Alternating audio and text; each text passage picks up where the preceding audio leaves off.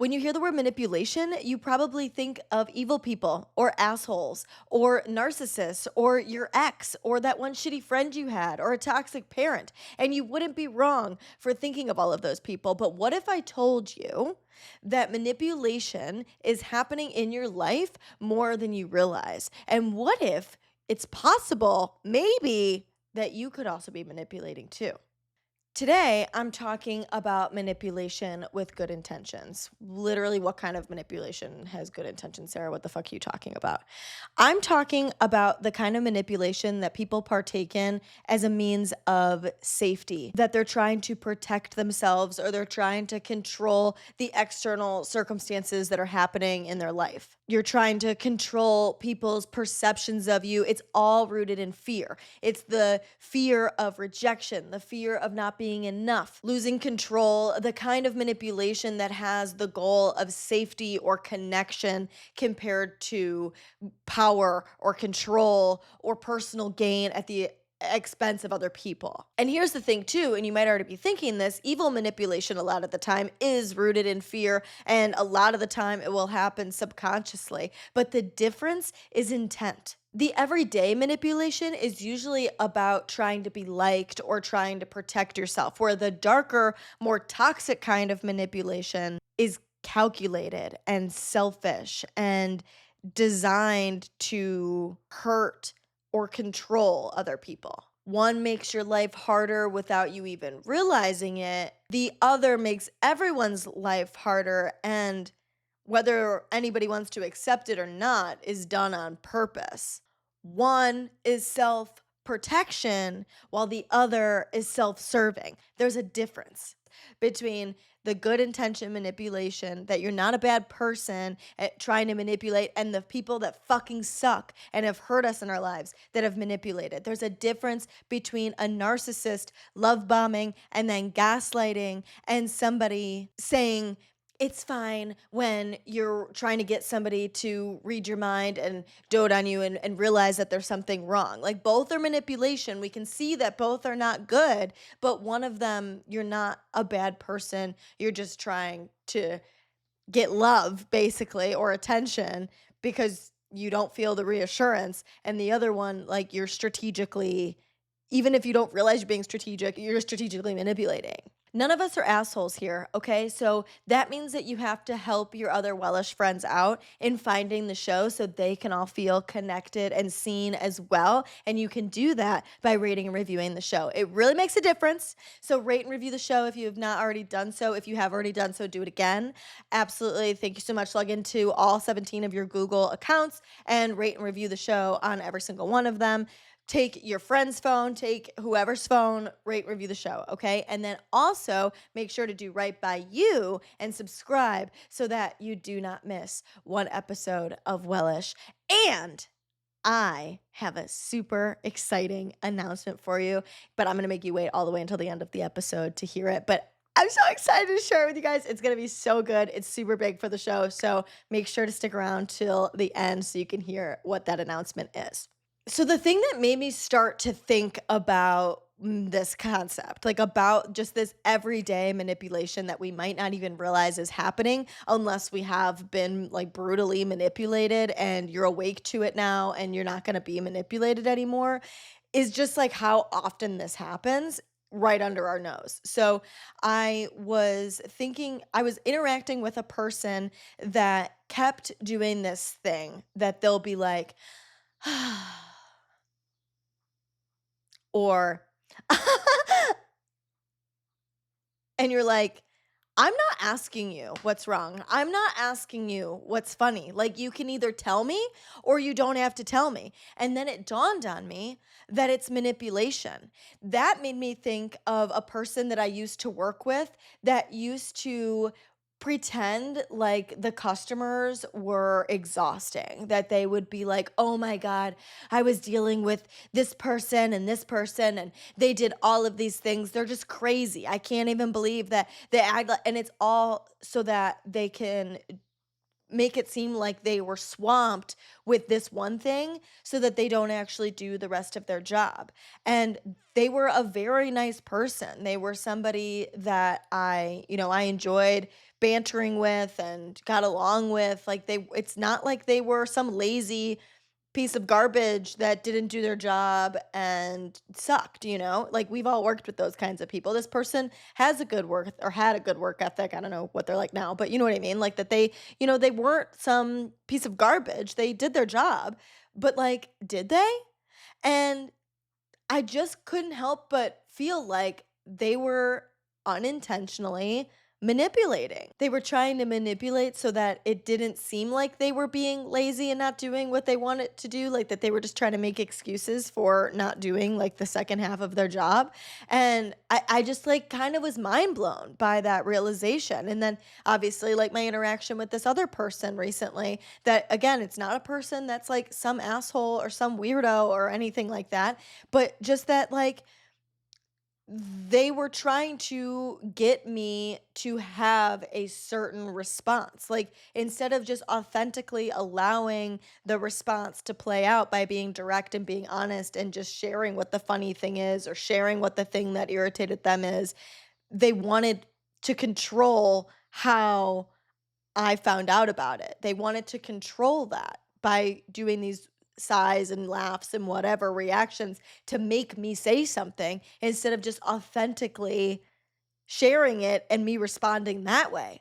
And I was like, oh my God, I'm not being manipulated anymore. I don't care how the manipulation comes about. So then, because I was aware of this, I started noticing it more in stories that my friends and family were telling me. Like, I had someone tell me a story of one of their coworkers that plays helpless and like the victim and that kind of a vibe. And it's just like, they're not an evil person, but like, I don't know. Sometimes I think, like, for some of these people, it's kind of like, but are they? Like, it's just so interesting the way that people are trying to control their life and people's perception of them and their circumstances by just not showing up authentically.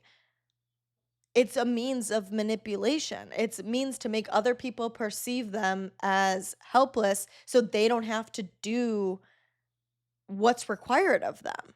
And then I had a friend tell me a story that just absolutely blew my mind because of how much it's manipulation. And so many of us do it without even realizing that it's manipulation. She was talking about a guy that she was seeing and not wanting to verbally share her emotional feelings towards him until he showed her through his actions that he might be on a similar page. And I just thought it was so interesting because how much of the time have we shared because we want them to feel that way about us too? And just through sharing, it would make somebody maybe even feel that way. But I don't want to make somebody feel that way. I just want them to feel that way. So if their actions show that they feel that way, then I'll feel like I can share that. And it kind of sounds calculated in that way, I guess. But like, I just think that I'm not going to listen to words anymore. And I don't want to I wouldn't want to say something to get somebody to feel a certain way. I just want them to feel that way and show up that way and take the action to make me see that they are thinking those things and feeling that way? I just thought it was crazy. One of the things that we do that I swear to God riles people up the most when I talk about this is that people pleasing is manipulation. When we say yes, when we really mean no, that is manipulation. When you are trying to control how other people perceive you, that's manipulation. People pleasing is you trying to get someone else to like you instead of just being authentic and allowing them to like you without you trying to control how they see you, doing the right things in order to control how they see you. You're not an evil person. You're not doing anything like bad, but you are manipulating. Another way we do this is guilt tripping people. Like, it's fine. I'll just do it myself because you actually want the other person to do it. So you're going to try to make them feel bad so that they do it. One of my fucking biggest pet peeves is fishing for compliments, not allowing somebody to just authentically give you a compliment. You want them to compliment you. Oh my God, I'm so fat. Because, like, you need the reassurance that you're not because you think that about yourself, or that you're saying something to get someone else to say something instead of just directly asking for what you need. Like, in a relationship, you definitely need reassurance sometimes. So instead of saying, "Babe, can you reassure me? I just feel like this and I don't know why I'm feeling like this, so I just need a little bit of reassurance from you." Or, "Babe, I feel like you don't compliment me anymore. Like, I would really feel loved if you could compliment me some more." That's not fishing for compliments. That's not trying to fish for reassurance. It's you directly stating your need. That's different than you trying to move in a certain calculated way in order for them to in order to elicit that response from somebody else. Or, and one that I'm definitely guilty of, is over explaining or trying to convince somebody of some certain point or how you perceive something or about yourself, like how they should be seeing you, and that that's not what you meant, and that this is really what I mean, and try to understand me better because I'm going to give you 17,000 explanations as to why, instead of just acting authentically for yourself, showing up however you are, and allowing people to perceive you however they perceive you, and knowing that that's not your problem because you have faith in yourself. You can validate your own stance. You can trust your own stance on the situation, and that that's good enough for you. And the reason this sort of manipulation isn't evil is because it's rooted in survival. That control feels safer than the vulnerability of somebody potentially rejecting you. It feels safer than somebody having some wrong opinion of you, and what could that mean, and what is the how will like what how will they talk about me to another person and they perceive me, instead it takes a lot of confidence and bravery to just authentically show up and not give a fuck about how somebody else might perceive you. But obviously, that's always the goal that we're striving for. And every time we try to do something in order to alter that reality, instead of just surrendering and loosening our grip and allowing life to play out however it's meant to play out, we're manipulating, trying to control how things play out. Now I'm thinking about, because especially with the idea of it being rooted in survival, because like you don't want to recognize that the person you love is manipulating you. You don't want to recognize that your best friend is manipulating you because it would cause you to be alone. It would cause you to have to let go of that relationship. It would cause you to have to deal with the hurt of that if you looked that in the face. So that kind of leads me to, or it would cause you to have to, like, maybe you think you have to confront that situation. You don't. You can just like fizzle away. But it brings up like all of this other fear if you were to look that in the face and be honest with yourself about what's happening. So it makes me wonder how often we manipulate ourselves. The other thing I think about is the way we try to convince ourselves that another person is the version of them that we want them to be, that we picture them to be in our heads. So when they do things that are out of alignment with that version of them that we want them to be, we try to convince them or do something in order to have them tell us that they're actually that like closer to that version that we want them to be. So we're avoiding the true reality and letting them just show up as they are, and us taking that and accepting that.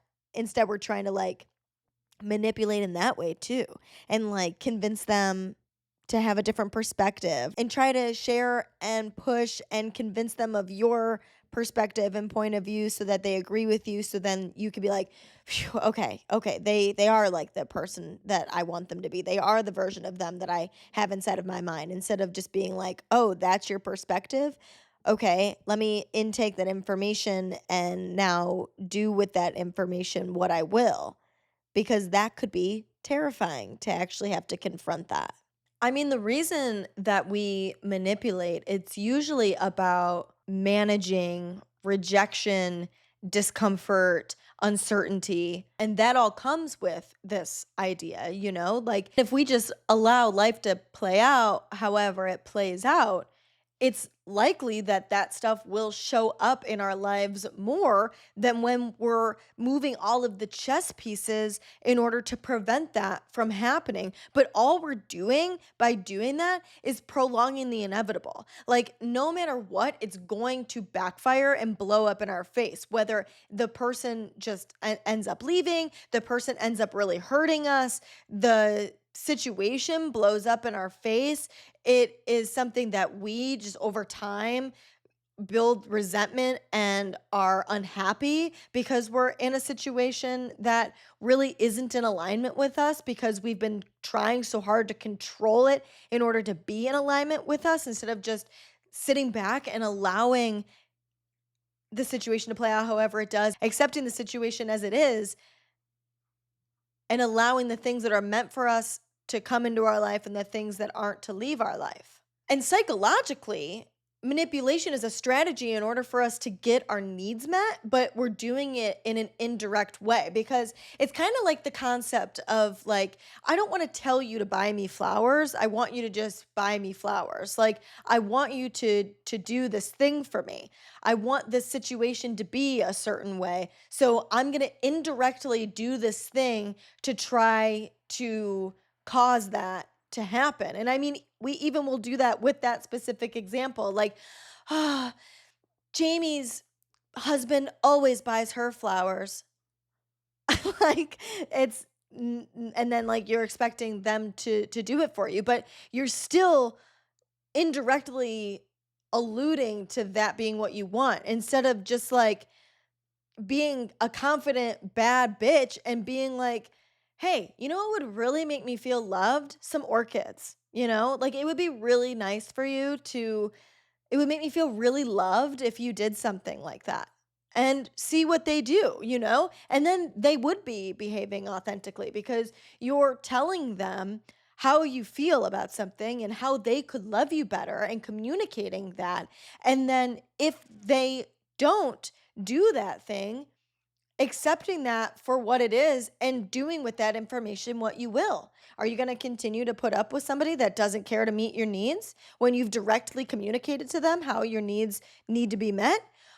Or are you going to keep prolonging the inevitable by indirectly doing these things, hoping that one day they'll change and then they never do? And then you're just resentful and disappointed and sad. Doing it indirectly prolongs the inevitable, that it's less scary because you can keep convincing yourself that that thing isn't true. The person doesn't care about you as much as you want them to, or that maybe this friend or coworker doesn't like you that much, or that you really aren't a good employee, that and this isn't the right job for you because you don't like to do it, Like, it prolongs these inevitable realizations so that you don't have to deal with the repercussion of those things. But the truth is that you don't have to deal with them until you're ready to deal with them. And the way that you get ready to deal with them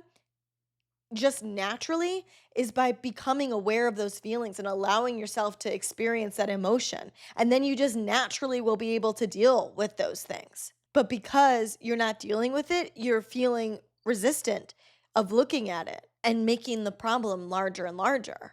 And it's so funny because it does create that resentment and that distance in relationships. Like, thinking about the person that was like sighing and laughing in order to like get me to react probably wants to be my friend.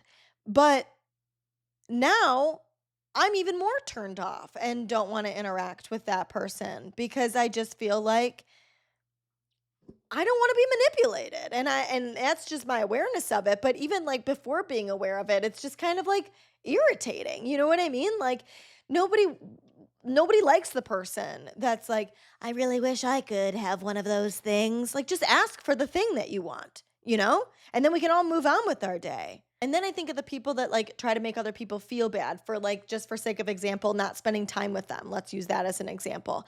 And it's like, you never call me, you never come around me, you never do that. And it's so sad because what they obviously are begging for is connection, but are pushing the connection farther and farther away because every time you do call or you do come around that person, they're talking about how you never do and that you suck and that you wish they did more. And so it drives people away. It's ironic.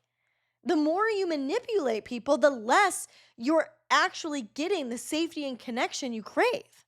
And it also just like backfires and blows up on your face because it breaks trust with people, you know? Like as soon as somebody's awake to this, like people know when they're having their strings pulled. Like you might think that you're doing something, but a lot of the time people know that they're having their strings pulled. Now, like it depends on how you go about this, you know? Like I think of people pleasing or you sharing how you feel so that someone else can mirror that feeling. Like it's not black and white, you know, like not everybody knows that they're having their strings pulled, but there are a lot of situations and a lot of the time manipulation is pretty blatant that it makes people feel like they can't trust you because you're obviously scheming and up to something. And I use the word scheming and I kind of hesitate on that because, again, I'm not talking about the evil kind of manipulation. And that's more headed into like the evil category. But it just feels gross. Like, again, you're not an evil person. You're more of just like a sad person. Sorry, I know that sounds fucked up, but that's me giving tough love. But like, it's the truth that it repels people. And here's the thing, too, just for your goddamn self, it's exhausting to try to maintain this structured, constructed narrative that you're creating in order to make sure that people perceive you a certain way or that situations play out the way that you want them to, trying to control all of the external circumstances compared to just showing up authentically and letting things play out however they play out. Like, that is a lot less exhausting than trying so hard to manage how everything plays out, you know? Like it can still cause being authentic can still cause exhaustion in the sense that like you're going to have to deal with things head on as they happen, but because you show up authentically, you'll have the resilience and the strength to handle those things because you're brave enough to just do that. You're confident enough to just do that. You have the self-worth to just do that compared to like making sure that everything is going the way that you want it to. You know, it's exhausting to not be authentic. You're worried about if it came off right. You're worried about how other people thought about you. You're worried about if somebody thought like it's no. Oh God, the thought of that just makes me want to like crawl into a hole and never come out. Like that is just not the way to live. Life can be so much better than that. And we make life so much harder on ourselves by doing that shit, you know? Like we would just be so much more peaceful if we just took a step back and surrendered and let shit play out however it plays out because that's how it's meant to play out. And we would be so much happier for it. I think it is so interesting how just becoming aware of the non evil manipulation, how often you'll see it come up in your life. I mean, just that in everyday circumstances, you will notice where someone is trying to influence you or where you might be trying to influence other people. So, now that you have this awareness, try to pay attention to where you notice other people influencing you or trying to convince you, or where you notice yourself trying to convince or influence other people in order to mold reality into a way that would better suit you compared to just letting go of the reins and showing up authentically. Noticing when you're trying to do the right thing, you know, like that kind of a vibe. And when you realize it, ask yourself, what do I think I'm going to gain by doing that compared to just showing up authentically? And if showing up authentically feels scary, like if loosening the grip on whatever's happening feels scary, why? Like, what am I not willing to acknowledge here? Because maybe there's something going on there that you need to be brave enough to look head on instead of trying to avoid. And I really want to emphasize too that when you are starting to notice it from other people in your life, even if that person is nice and someone you get along with, or they're not like a bad person, you don't have to tolerate manipulation from anybody. Like, even when you recognize that it's just a hurt person or a sad person or an insecure person, and you want them to feel loved and supported and like they are okay because you are a person that has felt those things in your life and you have empathy and you know what that sucks to feel that way and you want to try to make sure they don't, know that you don't have to put up with manipulation from absolutely anybody. That is not your responsibility to tolerate it.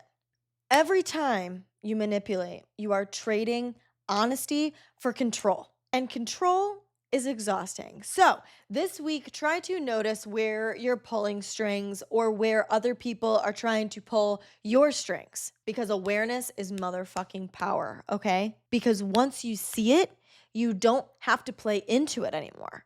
And it's crazy when you let go of the reins and you loosen your grip, how life gets a lot easier and it gets a lot more authentic, and you start actually living in alignment with you and your core values, and there's people in your life that are in alignment with you and situations in your life are in alignment with you. It is absolutely insane how when you release control, things actually start to fall into place. It might take some hurt happening at first. It might take the letting go of some relationships and that will suck. It might take realizing that people aren't in alignment with you, and that, or situations aren't in alignment with you, and like that will suck. I'm not trying to downplay that. And this could be a long process until you get to the point that life feels really good. But once you can release your grip, life will start to fall into place and it will start to feel good and it will start to feel real and meant for you. And it's just really the best feeling in the entire world, speaking from experience. Okay, I've got question of the week for you, and then I've got the announcement. So, question of the week is, I always hear people talk about living in the moment, but I have no idea what that actually means in real life. Like, does it mean not planning ahead? Does it mean not worrying? How do you actually practice living in the moment without your whole life falling apart? Okay, so this, you're right up my alley. Like, this speaks to my soul because I was always afraid that living in the moment meant that everything would fall apart, that I was not going to be doing right by future me, that I wasn't going to get anywhere in life because I'm not planning for the future and not doing things to win the day and do one small action in order to make sure I'm doing things like that will better me in the future. Or that, if like drama was going on or stuff was happening or things weren't right with external circumstances or people in my life, and if I put my energy into focusing on that I could make my present better in the future, or even if that was a near future or a distant future, I thought that like by fixing all of the things around me, that meant that I was creating a better present for myself. And the only thing that can create a good present for yourself is by living where your feet are, is by being in that moment. The other day, I was on a run and I was passing a family. And sometimes I feel a little sad around families because I know that that's something that I want. So I think like, like so easy, like that you get to have your cute little family and your person, and I'm just alone. And then I was like, what am I talking about? I am on a run in the city. It's a beautiful day outside. The sun is setting, and I am only living for myself right now. And I am so grateful to be where I'm at right now because one day I will have that, and I will never, hopefully, be on my own again, like that will be a part of my life at some point. But right now, I'm going to cherish this time that I'm on my own and appreciate the beauty in that moment. And that's the difference with the planning for the future, is just kind of like knowing what you want from your life and doing small things to make that happen, but allowing yourself to be present and appreciating where you're at while you're doing them. Like, as I build my career, I'm doing things in my everyday life that inch centimeter me, that's what I'm going to say. I'm not even going to say inch, that centimeter me closer to where I want to be long term, but appreciating that, like, what I'm doing right now, like, not being like, oh, I'm doing this so that I get to that and I'm not going to be happy until I get to this future. No, like, I'm enjoying what I'm doing now, being my whole self in my friendships with, or in like any relationships that I have, like, I'm expressing love to my friends and telling them that I appreciate them and being open and vulnerable with them while I have them in my life, because I know that friendships and relationships don't last forever. So I want to be all of myself when I'm with them, to develop that relationship, and not being afraid of that vulnerability and what they might think of me, and knowing that if they don't like it and they retreat because they think, that's too intense or whatever they might think, then that's not a person that's meant for me, and that's not a person that's in alignment with me, because there are people that reciprocate that love, and I can be close with those people. And then I don't end up with a bunch of like surface level half friendships. I have genuine deep friendships in my life. And it allows me to live in the present. I heard somebody say, it might have been Michael Singer, I can't remember. It was something I was listening to. I think it was definitely Michael Singer, that I have never lived in the past or the future. I have only lived in the present. And knowing that you're never going to cross this threshold one day and feel like, now I'm here, now I made it, that every day is just the present. You have never lived in those other places. You only live in the present, in today. And when you know that, it helps you do things that are for your betterment in the future, but that you're appreciating where you're at right now and focusing on where you're at right now. Okay, super exciting announcement. Are you so ready? I'm so excited to tell you, okay? Drum roll. Can you hear that? I hope that sounds like a drum roll. Wellish is going to start coming out twice a week. I'm so excited, and it gets even better.